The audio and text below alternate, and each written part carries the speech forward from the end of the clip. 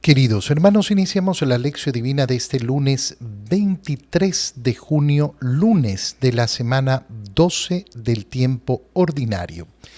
Por la señal de la Santa Cruz de nuestros enemigos, líbranos, Señor Dios nuestro, en el nombre del Padre, y del Hijo, y del Espíritu Santo. Amén. Señor mío y Dios mío, creo firmemente que estás aquí, que me ves, que me oyes. Te adoro con profunda reverencia. Te pido perdón de mis pecados y gracia para hacer con fruto este tiempo de lección divina. Madre mía Inmaculada, San José, mi Padre y Señor, Ángel de mi guarda, interceded por mí.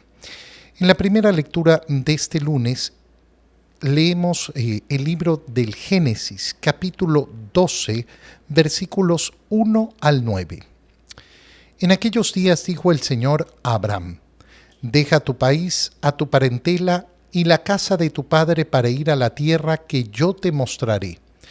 Haré nacer de ti un gran pueblo y te bendeciré. Engrandeceré tu nombre y tú mismo serás una bendición. Bendeciré a los que te bendigan, maldeciré a los que te maldigan. En ti serán bendecidos todos los pueblos de la tierra.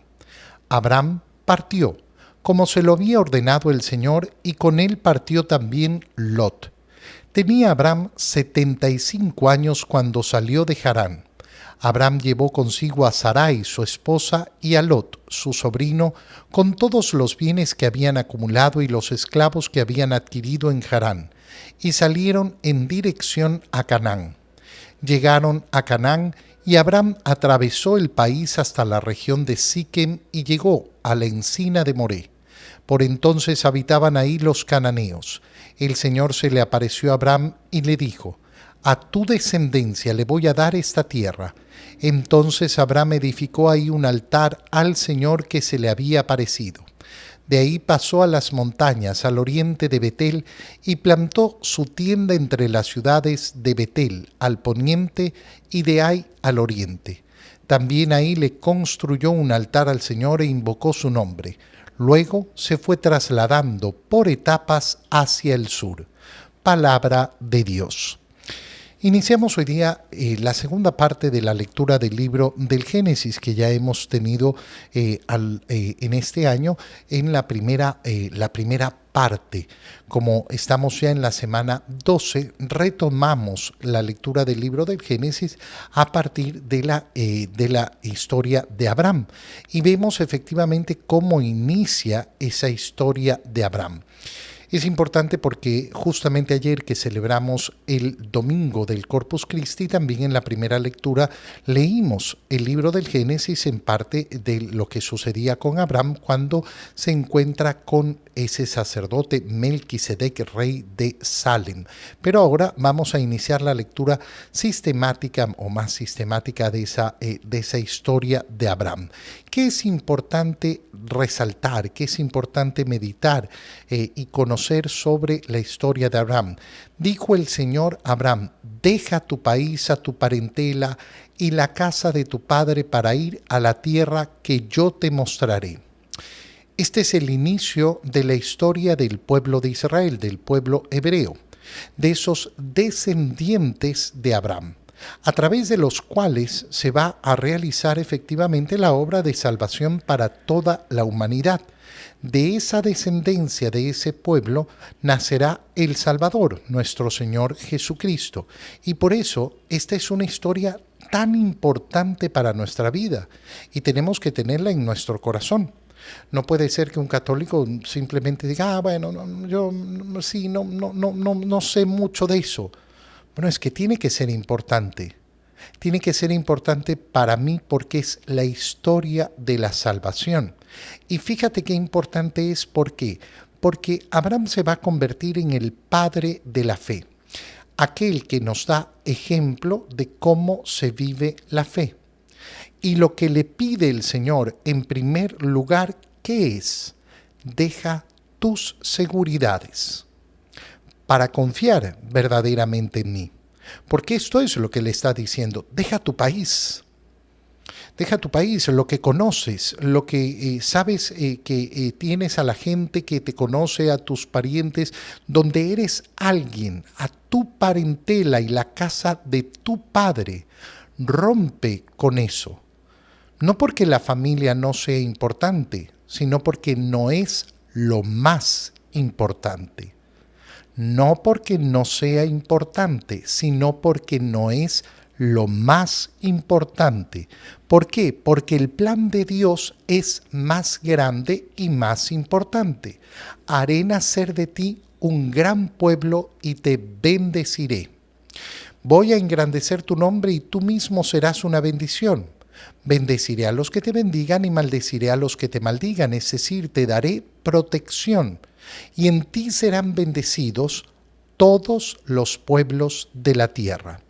Fíjate en esta expresión tan importante. ¿Por qué? Porque ya en el primer anuncio, en la primera petición que le está haciendo Dios a Abraham, ¿qué es lo que se pone de manifiesto? Que esto no es una elección solamente para Abraham, solamente para sus descendientes, solamente para ese pueblo que se formará a partir de Abraham, sino que es una bendición para todos los pueblos de la tierra. Y efectivamente en eso es en lo que se convertirá. Cuando no entendemos el judaísmo en esa perspectiva para la bendición de todos los pueblos, entonces claro, el judaísmo queda reducido en su finalidad. Esta es la finalidad por la cual ha sido elegido Abraham. Esta es la finalidad. Lo digo porque hay personas, a mí me ha pasado toparme con personas que han sido tentadas con regresar al Antiguo Testamento. Y claro, regresar al Antiguo Testamento significa que no hay esa apertura de la salvación para todos, que no hay esa bendición para todas las naciones. Abraham obedece. Qué bonito es cuando no se da más explicación. Abraham partió. Escuchó al Señor y obedeció al Señor. Partió como se lo había ordenado el Señor. Y va también Lot, que después nos explican que es un sobrino, y que Abraham tenía 75 años cuando salió de Harán. Este es un dato importante, ¿por qué? Porque nos dice cómo a Abraham se le está pidiendo en una edad avanzada tomar estas decisiones tan duras, tan importantes. A veces creemos que cuando ya estamos en cierta edad, bueno, yo ya cumplí, yo ya he vivido, yo ya di todo lo que tenía que dar. ¿Cuánto se engaña una persona que piensa así? ¿Cuánto se engaña una persona que piensa de esa manera? Lleva consigo a su esposa Sarai y a Lot, su sobrino. Fíjate cómo se escribe Abraham y cuál es el nombre que se usa para la esposa de Abraham. Se escribe de un modo distinto, ¿por qué? Porque después vendrá el cambio de ese nombre y pasará a ser Abraham y Sara. El Señor les dará ese cambio de nombre para denotar justamente esa novedad que está construyendo a través de ellos, ese pueblo nuevo que va a formar a partir de la unión de ese esposo con su esposa. Llevaron sus bienes, sus esclavos, es decir, que no iban simplemente solos, y salieron en dirección a Canaán. Qué interesante es ver cómo Abraham tenía esclavos. El tema de la esclavitud es un tema muy profundo, sumamente profundo, porque a lo largo de la historia se ha producido esta aberración. ¿Significa que Dios está a favor de la esclavitud? No, de ninguna manera. Y de hecho, constantemente en la formación del pueblo de Israel vamos a ver cómo aparece justamente el deseo de Dios de producir esa liberación de los esclavos. Pero cuando hablamos de la esclavitud no estamos hablando de una situación moderna, de una situación que ocurrió simplemente cuando vinieron los europeos a América, como lamentablemente piensan muchas personas. La esclavitud es una situación de la penuria humana que ha estado presente a lo largo de toda la historia de la humanidad y que lamentablemente sigue estando presente. Esto es importante porque a veces hacemos unos juicios sobre la historia sin tener el conocimiento histórico. Y claro, escucharás a una persona que dice, pero en la Biblia aparece la esclavitud como si fuera algo normal, no justificado en ningún momento por el Señor, sino porque es la realidad que se vive en los diferentes momentos a lo largo de toda la historia. Llegaron a Canaán. ¿Qué es Canaán? Canaán es lo que conocemos hoy como Israel. Esa es la zona de Canaán y atravesó el país y comienza entonces Abraham a hacer acciones de gracia haciendo altares. A tu descendencia le voy a dar esta tierra, y entonces Abraham edifica un altar. Se instala entre Betel entre las montañas al oriente de Betel y a su poniente. Y después hace otro altar para invocar el nombre del Señor. Y se va trasladando. ¿Qué significa?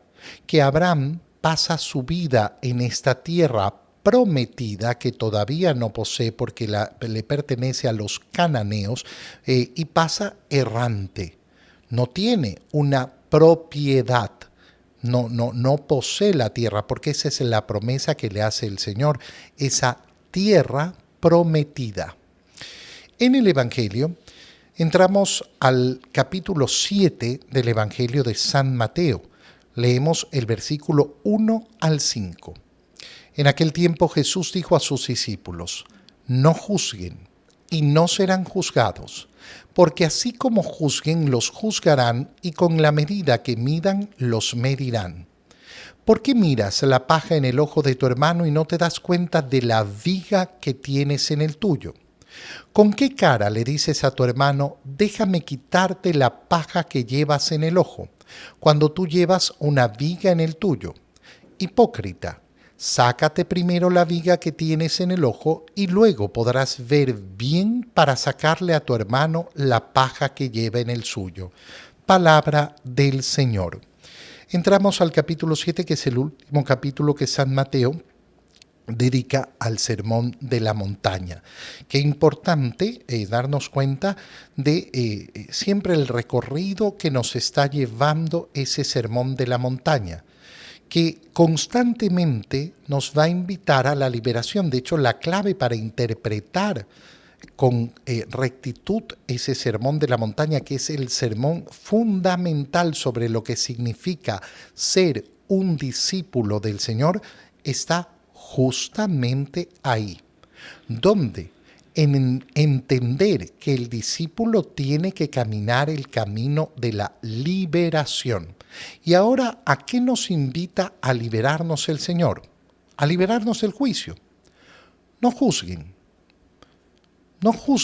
a los demás, porque así como juzguen, los juzgarán, y con la medida que midan, los medirán. ¿Cómo entender en primer lugar con profundidad lo que está diciendo el Señor? ¿Cuáles son los juicios que no debemos hacer? Y esto hay que tenerlo sumamente claro. ¿Acaso el Señor nos está diciendo que no juzguemos entre el bien y el mal? Obviamente que no. Ese es el juicio que tenemos que realizar constantemente. Tenemos que juzgar lo que es bueno y lo que es malo. Y lo podemos juzgar en nuestras acciones y en las acciones de los demás, en cuanto a lo bueno y lo malo. Y por eso es que podemos afirmar con categoría cuando nos enfrentamos a algo bueno y cuando nos enfrentamos a algo malo. Y a lo largo de nuestra vida tenemos que perfeccionar ese juicio entre el bien y el mal y saber reconocer bien el bien y saber reconocer muy bien el mal. Cuando nos confundimos y pensamos que el Señor nos está prohibiendo hacer este juicio, entonces entramos en un desastre. ¿Por qué? Porque entramos, pero nadie puede decir lo que es pecado. Pero por supuesto que podemos decir lo que es pecado.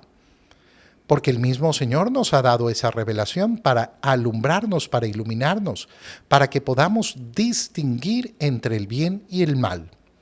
Y entonces podemos decir con claridad que este juicio es acertado. El juicio entre el bien y el mal, y no es el que está prohibiéndonos hacer el Señor. Por tanto, van a haber juicios que se deben hacer. El Señor no está diciendo que no haya un sistema de justicia. No juzguen. Entonces no debe haber jueces y no debe haber leyes y no debe haber prisión para nadie. No, no es eso lo que está diciendo el Señor. Lógicamente, la organización de una sociedad va a implicar que haya un sistema de justicia en el cual justamente se debe hacer un juicio sobre el bien y sobre el mal, sobre aquello que está permitido y no permitido. Ahora, esos sistemas de justicia ya lo sabemos bien, a lo largo de la historia serán sistemas que se pueden pervertir, sistemas que pueden no ser justos, sistemas que pueden no tener la razón sobre la justicia porque están basados en leyes malas. Y por eso no lo que dice la justicia va a determinar totalmente el juicio entre el bien y el mal. La justicia de un país o de muchos países o de la mayoría de países puede decir que está bien asesinar a un niño en el vientre de su madre. ¿Significa entonces que eso es bueno? No, sino que ese sistema de justicia está pervertido, está dañado, tiene errores fundamentales. Entonces el Señor no está prohibiendo que exista ese sistema de justicia. ¿Qué es lo que entonces nos está diciendo el Señor?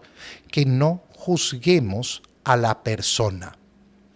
¿Juzgar el pecado? Sí. ¿Juzgar el acto? Sí. ¿Juzgar entre el bien y el mal? Sí. ¿Poder decir que una persona ha cometido un pecado? Sí, por supuesto. Pero yo no juzgo a la persona. No conozco la interioridad de su corazón. Puedo juzgar solo externamente. No puedo juzgar su interior y por tanto mi juicio siempre va a ser falaz. Siempre mi juicio podrá equivocarse y equivocarse profundamente. Podré decir que efectivamente esta persona ha cometido un acto malo, pero no sé si esa persona es culpable y peor todavía, no sé si esa persona va a irse al infierno o no. Ese juicio no me pertenece a mí. Y este es efectivamente un camino de liberación. ¿Por qué? Bueno, porque me libera en primer lugar de la necesidad de tener el corazón metido en el juicio que hacen de mí los demás. Y este es un peso que lamentablemente llevamos encima y del cual tenemos que liberarnos. ¿A cuántas personas les cuesta tanto liberarse de esto? Porque siempre andan preocupados de lo que digan los demás, del juicio que hagan los demás. Y siempre es importantísimo recordar un principio tan fundamental. El día que yo me muera, Dios no le va a preguntar a nadie, absolutamente a nadie, su opinión sobre mí. A Dios no le interesa la opinión de nadie para poder hacer el juicio de mi vida. Y claro, si yo me doy cuenta de esa liberación, de cómo me puedo liberar del juicio de los demás, inmediatamente tengo que pasar al contrario. ¿Y mi juicio sobre los demás, a Dios le interesa? Cuando se mueren los demás, ¿Dios me viene a preguntar a mí sobre mi juicio, sobre mi opinión? No. ¿Por qué? Porque no vale para nada. Porque mi juicio sobre la persona no vale para nada. A Dios no le hace falta, no lo necesita. Fíjate qué gran liberación entonces. Qué gran liberación cuando yo me puedo liberar de tener que juzgar a los demás. ¿Por qué? Porque no interesa mi juicio. Porque a Dios mi opinión sobre los demás no le interesa. Y esto libera verdaderamente el corazón. Te doy gracias, Dios mío, por los buenos propósitos, afectos e inspiraciones que me has comunicado en este tiempo de Lección Divina. Te pido ayuda para ponerlos por obra. Madre mía Inmaculada, San José, mi Padre y Señor, Ángel de mi guarda, interceded por mí. María, Madre de la Iglesia, ruega por nosotros. Queridos hermanos, que el Señor los bendiga y los cuide en el nombre del Padre, y del Hijo, y del Espíritu Santo. Amén. Un muy feliz día para todos.